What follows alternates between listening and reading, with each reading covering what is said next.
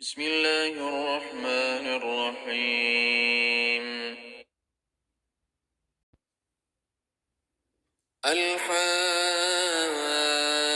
الحاقة ما الحاقة وما أدراك ما الحاقة كذبت ثمود وعاد بالقارعة فأما ثمود فأهلكوا بالطاغية وأما عاد فأهلكوا بريح صرصر عاتية سخرها عليهم 7 ليال و8 أيام حسوما فترى القوم فيها صرعا كأنهم أعجاز نخل خاوية فهل ترى لهم من باقية وجاء فرعون ومن قبله والمؤتفكات بالخاطئة فعصوا رسول ربهم فأخذهم أخذة رابية إنا لما طغى الماء حملناكم في الجارية لنجعلها لكم تذكرة وتعيها أذن واعية فإذا نفخ في الصور نفخة واحدة وحملت الأرض والجبال فدكتا دكة واحدة فيومئذ وقعت الواقعة وانشقت السماء فهي يومئذ واهية والملك على أرجائها ويحمل عرش ربك فوقهم يومئذ 8 يومئذ تعرضون لا تخفى منكم خافية فأما من أوتي كتابه بيمينه فيقول هاؤم اقرءوا كتابيه إني ظننت أني ملاق حسابيه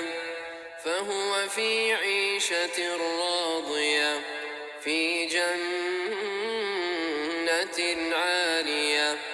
قطوفها دانية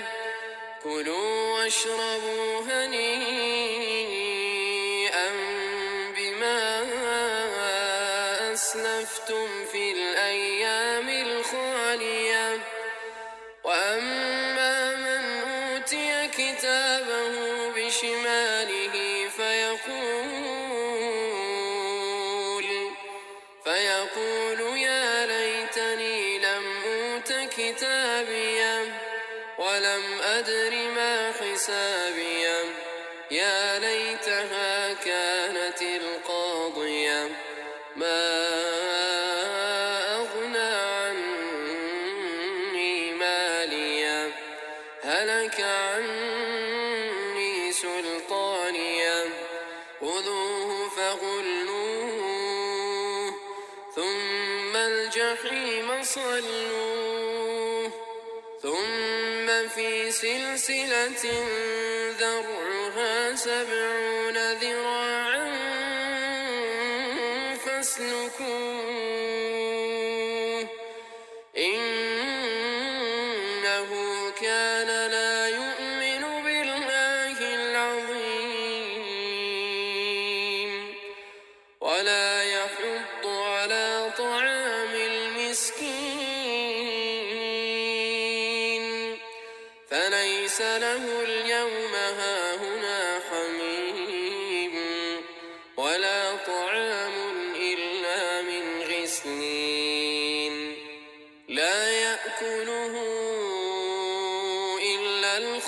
خاطئون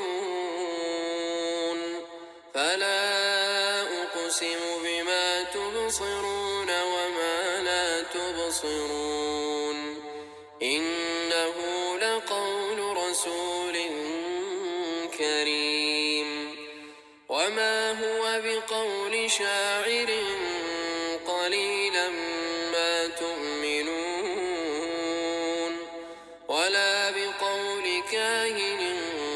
قليلا ما تذكرون تنزيل من رب العالمين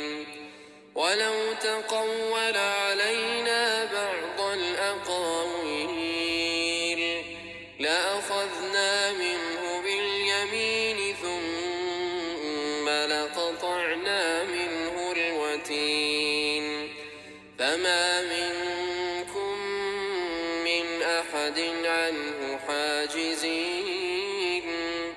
وإنه لتذكرة للمتقين